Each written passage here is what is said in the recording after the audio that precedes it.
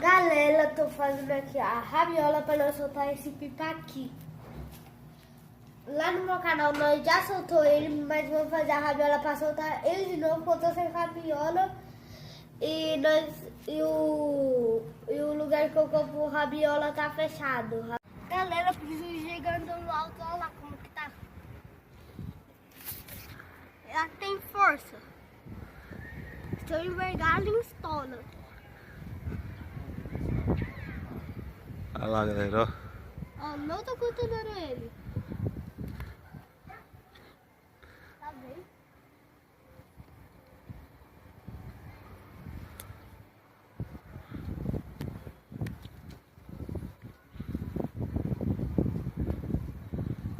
Você envergou, cão?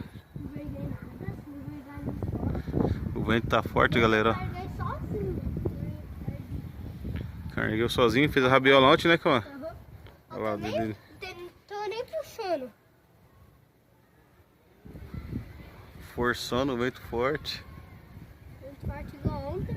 E se nós erguesse ontem, ele ia instalar do mesmo jeito. Uhum. Se envergasse. Nós erguemos do Neymar ontem, né, Zé? É. Ah, mas o estrelão também tá bonito, ó. Showzão aqui.